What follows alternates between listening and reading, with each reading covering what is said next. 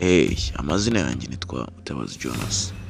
Uyu munsi ngiye kubigisha uburyo business ikorwa mu byiciro bitatu.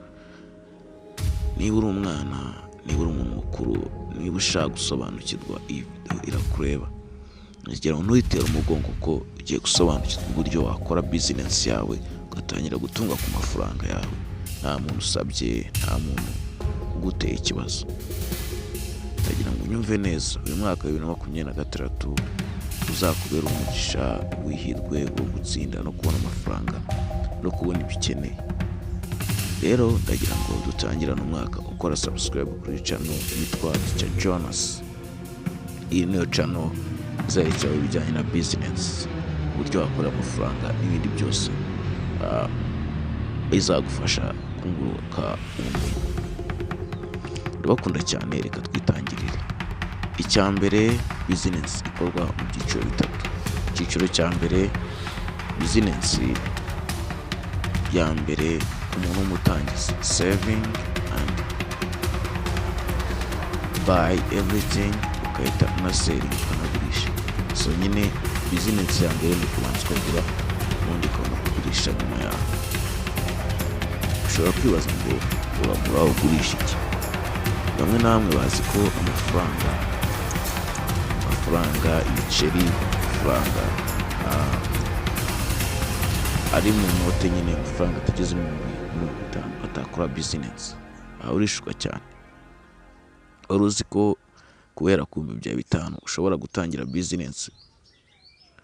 Business ishobora kuba ari ntoya, business ishobora kuba ari nini, ariko se uribaza iyo business watangira niye?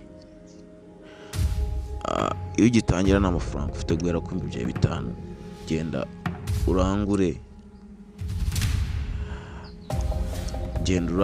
ibihwanye n'ubushobozi bwawe. Genda ujye mu isoko, urangure inyanya, urangure imbuto, urangure imboga.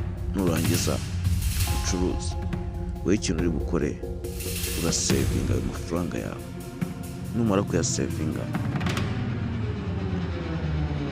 igishoro ukisubize mu bucuruzi bwawe, inyungu uyibike, kuzagenda unguka usevinga, kuzagenda utera imbere. Kandi ukirinda iby'amafaranga wabonye ibishuko n'ikigare. Ibyo bintu bizagufasha kuba waba businessman. Buriya gucuruza inyanya, imboga, nyine ibintu bihendutse amafaranga ya makeya, 20, ukarangura amatunda, imyembe, ugacuruza. Nta muntu uri gufunga ubuzima. Wowe niba uri gufunga ubuzima, yemeze ko ugiye gutangira business runona. Nawe wikomeza kurebera kuko abandi batangiye kera bari gutera imbere. Jya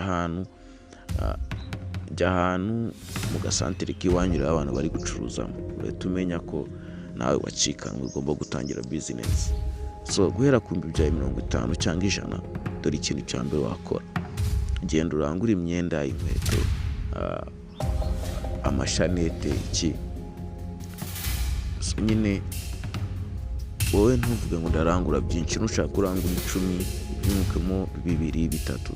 Wowe icyo ukora uragenda usevinga amafaranga wamutsemo, ukuraho make yo kurya ugasevinga, kandi ntukarye ngo wicuze.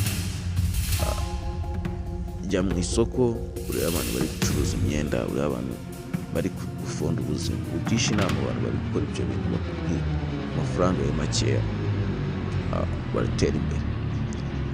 So ubundi buryo buri mu cyiciro cya mbere,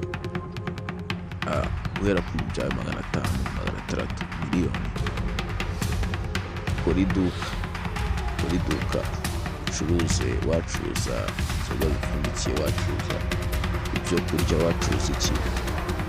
Wowe ikintu ukora buriya ntabwo ahomba bitewe n'uko ari wahombye, ahubwo ikintu yakoresha amafaranga ye. Iyo umaze gucuruza ukajya gusesagura ibintu ukagenda igishoro birangira uhombye. Gerageza ubwo buryo. Ubundi buryo bwa kabiri ni uburyo bwo kwegera succeed. Niba ugeze kuri miliyoni 2 ucuruza, ugeze kuri miliyoni 3, genda ugura ikibanza, ukigure miliyoni 2 ahantu ubona ko nayo hari gutera imbere. So nurangiza witurize, ukomeze gukora ubucuruzi bwawe. Icyo kibanza kizacyunguka n'ubucuruzi bwawe bwunguka, kandi buriya amafaranga abitse mu butaka ntago ajya ahomba.